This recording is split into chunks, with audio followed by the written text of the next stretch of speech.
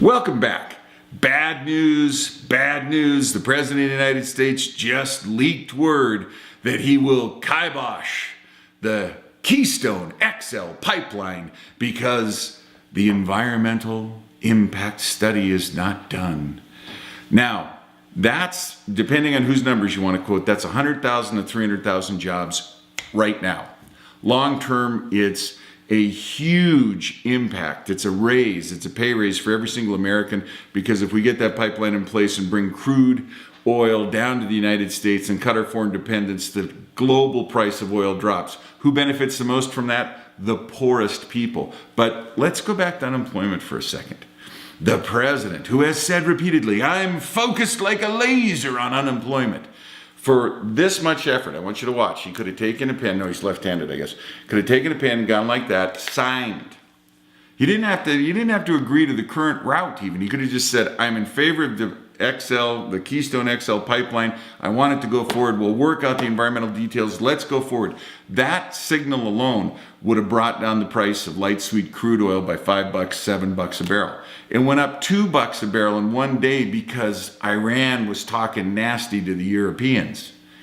Imagine what it'd do to say, we've got 1.5 trillion barrels up here in the tar sands. We got a pipeline signed, sealed, and delivered down to American refineries, and we're going to start pumping out gasoline like nobody's business. What would that do to the global market price of light sweet crude and gasoline? Down, down, down. Now, if you want unemployment to go down, you have to have more energy. Energy is a surrogate measure for gross domestic product. Unemployment is a surrogate measure for how much energy you have. Energy being restricted causes unemployment to go up. Energy being encouraged causes unemployment to go down. President Obama was out cheerleading, oh, unemployment's down to 8.5% and it's all my policies. No, that's not true, Mr. President. Unemployment went down because 400,000 people dropped off the unemployment rolls because they no longer were eligible. They'd collected all 99 weeks and they were no longer eligible to collect benefits. And the way that we record them currently made the statistical artifact, made it look like something good had happened. Nothing good has happened. And with his failure to endorse that pipeline today, unemployment, inflation, the price of the cost of goods sold, all of the things that go into the pie that we call GDP are going to be negatively affected. Gross domestic product, the total sums of goods and services produced inside the United States in a calendar year, netting out import and export, is absolutely dependent upon the relative cost of energy. If energy is stable, GDP can grow. If energy is erratic, GDP won't grow. People are reluctant to invest the tens of millions of dollars necessary to create employment when they can't make a prediction of where oil's going to be. If you look at the 20-year history, go from 2012 back to 1992, light sweet crude's gone from $8 a barrel to $148 a barrel. Who's going to invest in the long term with a swing like that in energy prices? Do you want to stabilize energy prices? We have to drill, baby, drill. We got to build, baby, build. We got to put in place many new nuclear power plants in the United States. If it was up to me, each one of the 50 states would develop between 10 and 20 new nuclear powerhouses.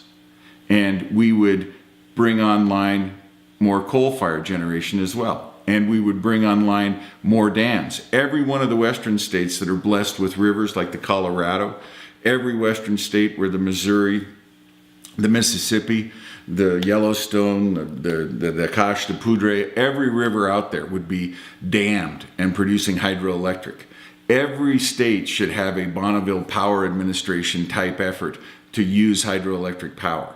If we're going to get out of this recession, we have to do something wildly radical, and that is we have to embrace our own energy future. Unemployment at the current rate has been statistically manipulated by the Bureau of Labor Statistics to look less bad than it actually is. Labor rate participation, the labor force participation rate, is at 62%. 38% of Americans are not involved in the labor force. George Will in a wonderful column published on January 6th, made the point that the government, the U.S. federal government, is this redistributionist behemoth.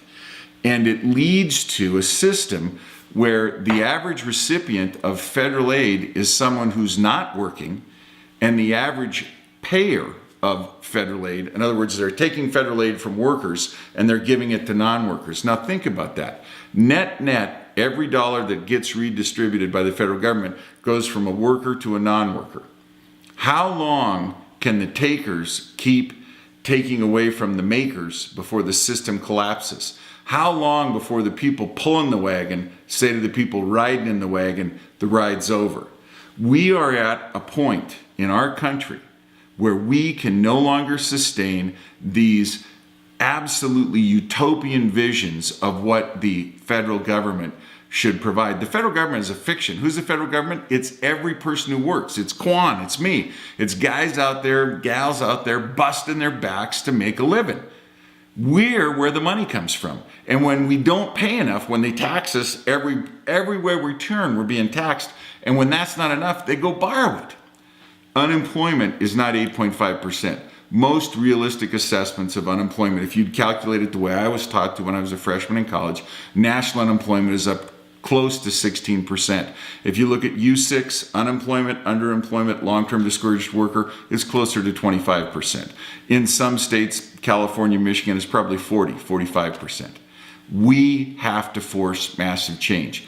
Energy policy, correct energy policy, massive amounts of new energy will lead to a much, much lower unemployment rate. Don't believe me? Look at North Dakota. God bless you. God bless the United States.